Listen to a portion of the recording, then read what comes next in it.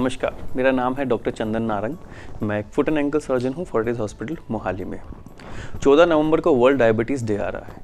अभी बात ये होती है कि डायबिटीज़ के कंट्रोल के बारे में अवेयरनेस तो है, बट प्रॉपर अवेयरनेस नहीं है। एक शुगर को कंट्रोल करना, लोगों को क्या लगता है कि जो खाने पीने में जो चीनी होती है, आपकी चाय में जो चीनी होती है वही एक शुगर होती है। लोगों को ये अवेयरनेस नहीं है कि जो आपका आलू है उसके अंदर भी कार्बोहाइड्रेट होता है, जो मेजर फॉर्म होता है, जो शुगर रहता है। आपके चावल हैं उसके अंदर भी शुगर रहता है, आपका जो दाल है उसके अंदर भी शुगर रहता है। तो अवेयरनेस क्या है कि खाने पीने की सब चीज़ों में शुगर तो है ही है। लोग कन्फ्यूज़ हो जाते हैं कि गुड़ है या चीनी है, तो चीनी को शुगर मानते, गुड़ को शुगर नहीं मानते, तो गुड़ वाली चाय पीते हैं। तो ये सब मिसकंसेप्शन है। तो वर्ल्ड डायबिटीज़ डे पे मैं जो एक अवेयरनेस जो देना चाहता हूँ आप लोगों को कि इन सब चीज़ों पे ध्यान दिया जाए कि शुगर वर्ड को हटाया जाए और कार्बोहाइड्रेट वर्ड का यूज़ किया जाए, और कार्बोहाइड्रेट कहाँ किस चीज़ में होता है उसका कैलकुलेशन किया जाए। जिससे होगा क्या, अगर आप ये कैलकुलेशन करेंगे तो आपको पता चलेगा कि कहाँ किस चीज़ से आपका शुगर लेवल अप होता है, तो आप उसको कम कर पाएंगे। आपका एक प्रॉपर डाइट खा पाएंगे, जिससे क्या होगा, आपका शुगर लेवल कम रहेगा, आपकी दवाइयाँ कम यूज़ होंगी। अभी होता क्या है कि आप एक मेटफॉर्मिन नाम की दवाई खाते हैं। आप अगर लंबे टाइम तक दवाई खाते रहेंगे, आपका शुगर अनकंट्रोल रहता है। आप बोलते हैं कि मेरा कंट्रोल में नहीं आता, बिकॉज आपको नॉलेज ही नहीं है कि कार्बोहाइड्रेट क्या चीज़ है। मेटफॉर्मिन एक दवाई जिसके साइड इफ़ेक्ट भी होते हैं, न्यूरोपैथी, नसों का मरना, पाँव में झंझनाहट, सनसनाहट, जलन होना, ये सब कॉम्प्लिकेशंस रहते हैं डायबिटीज़ के। अभी कुछ दवाइयाँ रहती है जो डायबिटीज़ में हम लेते हैं और जिसकी वजह से भी ये कॉम्प्लिकेशंस आती हैं।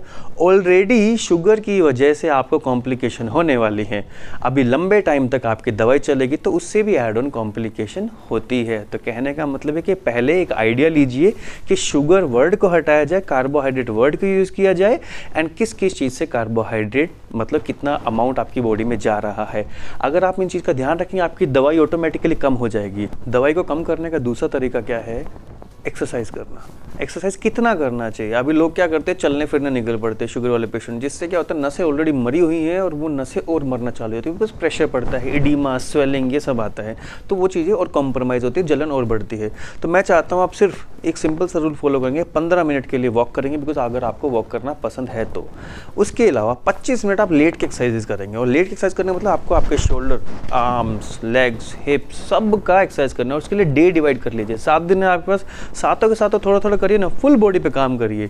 तो इन सब से क्या होगा, आपकी शुगर कंट्रोल में रहेगी, आपकी दवाइयाँ भी कंट्रोल में रहेगी, और आपको जो कॉम्प्लिकेशंस, जो डायबिटीज़ की जो बहुत फेमस कॉम्प्लिकेशन रहती हैं, आँख की, किडनी की, आपके पाँव में जलन होना और शार्कोट फुट हो जाना, इन कॉम्प्लिकेशन से आप बच सकते हैं। अभी एक कॉम्प्लिकेशन रहती है शार्कोट फुट, जिस पे मैं थोड़ा प्रेशर डालना चाहूँगा, बिकॉज इसके बारे में अवेयरनेस बहुत ही कम है। शार्कोट फुट के अंदर होता क्या है कि जो हड्डियाँ होती है पाँव की, अपने आप टूटने लग जाती हैं, और पंजाबी में क्या बोला था, खुरने लग जाती हैं। वो खुरती क्यों है? बिकॉज ऑफ जहाँ पे न्यूरोपैथी रहती है, मतलब नसों का मरना होता है, जिसकी वजह से होता क्या है कि पाँव पे प्रेशर आने की वजह से हड्डियाँ उम्र के हिसाब से ऑलरेडी कमज़ोर हो चुकी हैं, शुगर में खून का भाव कम होने की वजह से कमज़ोर हो चुकी हैं, एंड अल्टीमेटली नसें जो होती है वो कमज़ोर हो चुकी है। जब भी पेशेंट को कुछ चोट, कंकर, पत्थर कुछ लगता है तो पता नहीं चलता है, एंड पेशेंट यूजुअली डायबिटीज़ वाले कैसे रहते हैं, हैवी रहते हैं।